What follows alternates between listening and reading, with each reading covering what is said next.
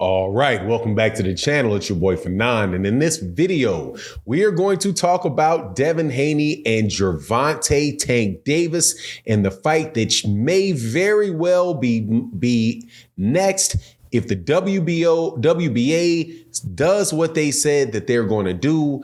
Let's talk about that in this video.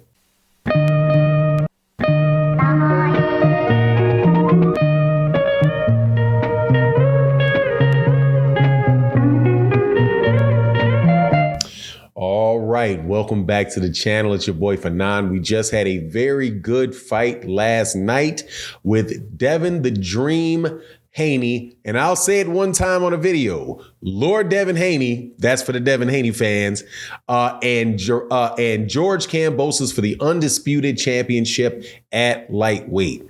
And also we're going to talk about what is next for the only two champions in that division to remain. That is Devin Haney and Gervonta Tank Davis. But before I get into that, let me welcome you back to the channel. If you are new to the channel, thank you for watching the video. Please accept my invitation, hit that subscribe button, hit the bell icon so you can be notified of when we release more videos, which we do on a daily basis, and live streams that we have on a daily basis. Also, make sure if you're a longtime subscriber, man, hit that like button, man. It ain't going to cost you nothing. Thank you guys so much for your continued support on the channel. All right, so here we go, man. Devin Haney beats George Kambosos in a one-sided, just shutout, easy, look like a sparring session type of fight, and it did. At a certain point in time, I was like, man, this looks like a sparring session. Devin Haney was extremely composed, just had something for everything. That George Kambosos tried to do, gave him just a bunch of different looks, subtle different looks, different guards, fought with his hands down at some points in times, kept him at perfect range and kept him at perfect distance to do what he needed to do on a consistent basis throughout the fight. Just a one-sided fight, and really an excellent performance out of Devin Haney. Not much you can ask for him to do in like a pure boxing sense. You know, of course, there are going to be people that are going to talk about the fact that, you know, it wasn't necessarily, you know, a spectacular performance and I would say in the casual fan sense of the phrase. It wasn't something that was like an electric performance where you wind up having, you know, like what people like to see, knockouts, or you have somebody just really wearing down and beating on the guy and the guy has to throw in the towel, right? You didn't get that type of show, but what you did get is a young man coming from the United States over to Australia, you know, fighting in front of 40,000 people, how many ever people were there, and treating the guy like he was in the gym, just like the moment wasn't too much for him, composed, obviously very, very well prepared for his big moment in his career. And he took advantage of that. And that's what he's supposed to do. He's supposed to just go beat the dude, not supposed to go out, fight outside of himself and do anything to prove a point, and just get the job done and you move on to the next. That's what you do. Now, the next question, obviously, though, is going to be what's going to happen next for Devin Haney. And if you recall, the WBA said several months ago that they are in the midst of consolidating all of their belts, which and the two WBA belts that are at lightweight are the Super WBA Super, the World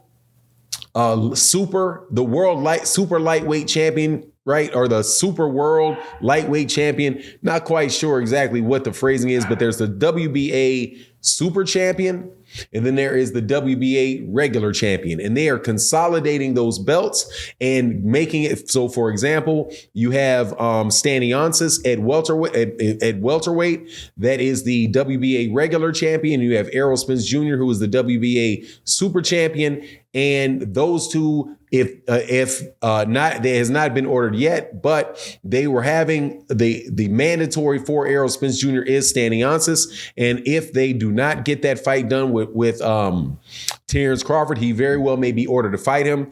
That same situation applies to the WBA. applies to the WBA with Devin Haney. Now, obviously, there's also the WBO mandatory, which is probably going to get dropped on him, and that very well may be Vasily Lomachenko. Now, some people are going to say, well, Fanon, what about the rematch clause that George Kambosos has?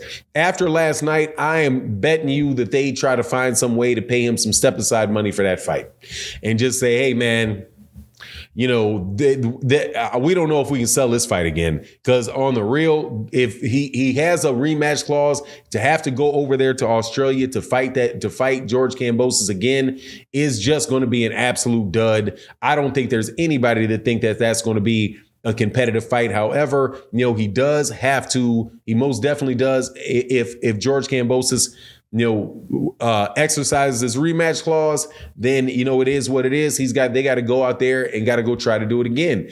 George Kambosos may feel like, he really wasn't all the way there that fight or whatever. However, it ain't going to do anything different the second time around. That is just an A-level fighter. And a B+ level fighter, an A+ level fighter and a B+ level fighter.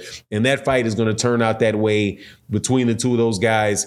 I don't know, man, 6 out of 6 times. I won't say 10 out of 10 times, because you never know. Somebody can throw their back out. You know what I mean? You just have one can have a real bad day. The other one have a good day. But that Gervonta Tank Davis fight is the one that would be the most intriguing. It's the biggest money. It's not the biggest money fight in lightweight, I don't think.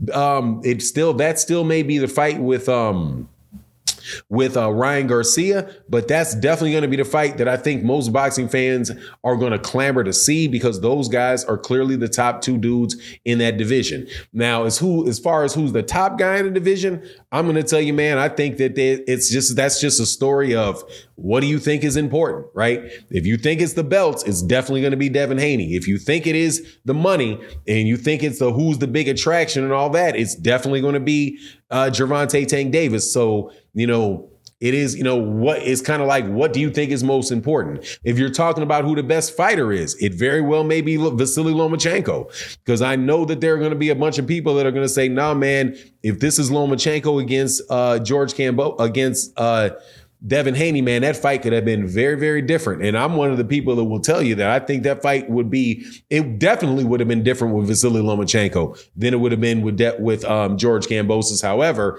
that doesn't necessarily mean I think that Lomachenko is going to beat Devin Haney. However, that probably is the most likely scenario for his next fight. I know that's probably what Bob Arum is going to really try to push for, and say, hey, man, we can come back to the George Kambosos fight later, if ever. But we'll see whether or not George Kambosos enforces that or not. However, when if the WBA orders that fight through the consolidation of belts that they said that they're going through, then man, that is a fight I would absolutely positively love to see, because that is a scenario where you have everything that you need. You got somebody, you have the champion, Devin Haney, because Devin Haney is the champion in that division, and that is it. Ain't nothing other than that. That man is the champion. And then you've got Gervonta Davis, though, who really is the man. Like I said, Gervonta Davis is the man in that division, because that's the guy that's bringing in, he's the most exciting fighter. He very well may be the best fighter. I still think, as far as the competition and guys he fought in the ring, that he's fought the best competition other than Lomachenko, because, George Kambosos is George Kambosos, man. A one-hit wonder that beat a one-hit wonder is what I think of him. However, it is what it is, man, and we'll see what happens. But congratulations to Devin Haney. He's the man. He is definitely the man at lightweight, or the champion at lightweight. And we'll see whether or not, peanut butter can make chocolate, peanut butter meets chocolate in this scenario, and we can get a fight that we really, really want to see. But anyway, that's my take on the matter. You let me know what you think in the comment section. And with that, I'm out. Peace.